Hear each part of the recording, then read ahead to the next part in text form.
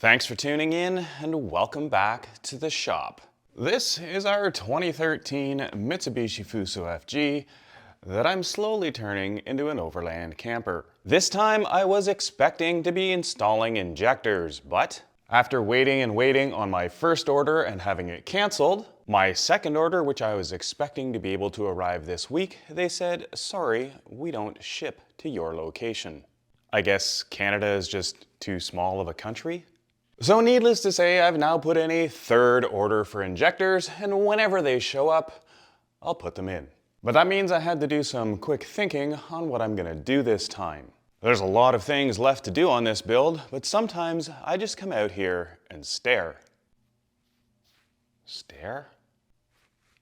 Stairs!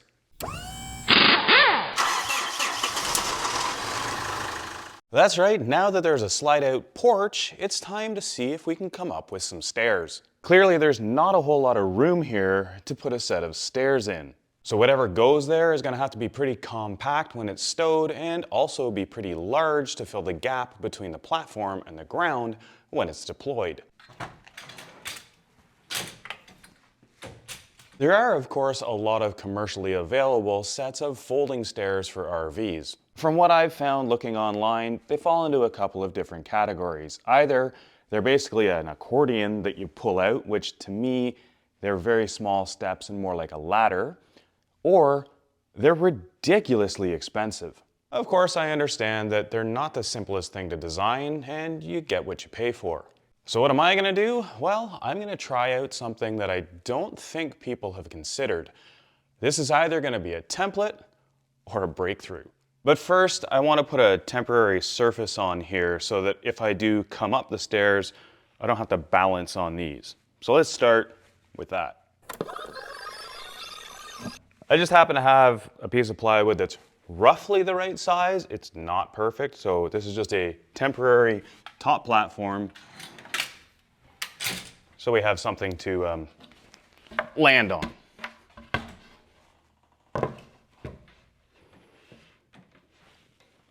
And for a little added factor of safety,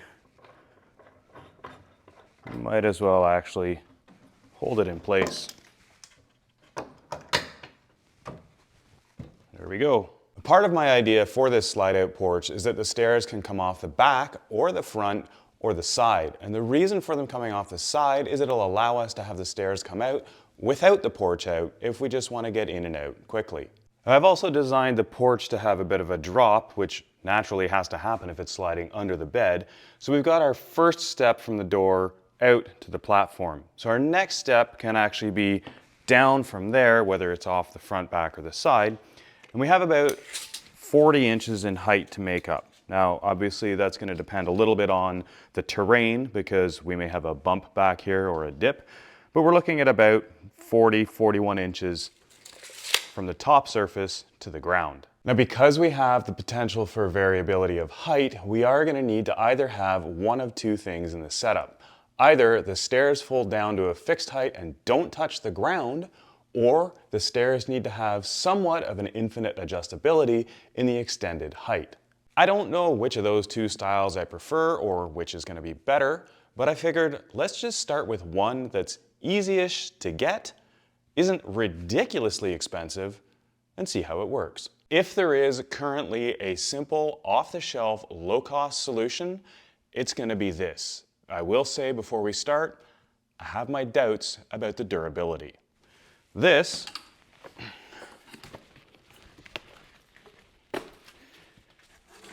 is a set of stairs designed for pets. I am most definitely larger than most pets, but it does claim to be good for 250 pounds. So it has the potential to be a very simple solution. And size-wise, it looks to be just about perfect. Because of the way it's designed, it will automatically adjust to whatever height the ground is. And when it folds up, it's only about 6 inches thick. It's reasonably wide, about 18 inches, and the steps are nice and deep, easily 12 inches on the smallest. So that ticks quite a few boxes. But on a bit of a closer inspection, I had to pause. But seriously, on closer inspection, the aluminum tubing on this is extremely thin-walled. It's also constructed using a mix of aluminum and steel, and the pivot rivets just seem to go through a drilled hole. There doesn't seem to be any type of bearing or bushing to help take the load and not wear through the aluminum. And I get it, it's way easier to manufacture it like that, it's way cheaper, but on a scale of 1 to 10 for quality and durability, that ranks about a which over the long term on the outside of the truck will not fare well. I do like the width, I like the depth, I like the design, but I think I'm just gonna have to copy it and make my own. I do have some 1/8 aluminum left over from the Habitat build, and it looks like it'll be about the right size. Needs a bit of cleaning, but I think it'll work. And since I have this to use as a demo and help figure out geometry, I think I can come up with a pretty similar but more robust and durable solution. So let's pop into SketchUp and see what we can come up with. To start, I'll sketch a profile of the step using the radius that I can make in my press brake. If I make the step width match my deck structure, it should be easy to mount off the front or back. There we go. From here, I can offset that surface to make the thickness and stretch it out into a part. Now I can duplicate this 3 more times and stagger the position to make steps. That looks like a reasonable start. Next, I'm going to add some 1x1 box tube to connect the steps together. Now I can just duplicate this and stretch it out for the middle leg. That didn't quite work. I need to change some of this geometry.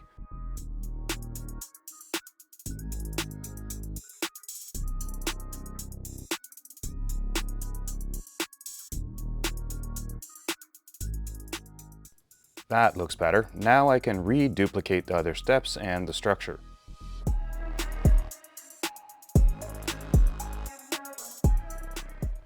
Now we have a set of folding stairs with a total height of 32 inches from the ground. Wait, 32 inches off the ground? Yep, with 4 steps we get one at 8 inches, one at 16, one at 24, one at 32, and the final step is the deck at about 40 inches. Right. I knew I thought about that beforehand. What about folding it up? With the 4 platforms about 8 inches apart, if we pivot all the legs by about 70 degrees, we get a nice compact stack. The geometry could be tweaked, but as it is, this comes out to about 13 inches high, so we should have plenty of room for it in the stowed position. Now, since I'm gonna make this from scratch, there is one more thing that I'd like to incorporate. As this will be quite a bit stronger, I think we can eliminate the ground contact. So by swapping a few leg lengths and eliminating the last legs, we will get floating stairs.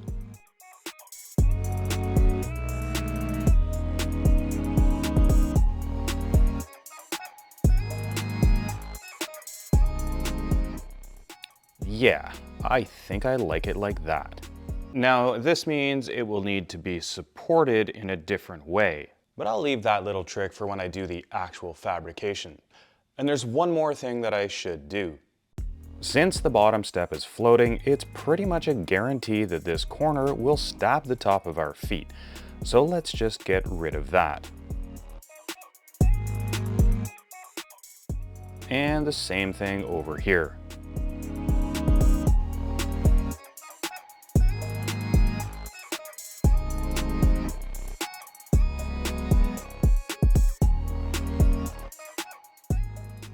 There we go. That looks better.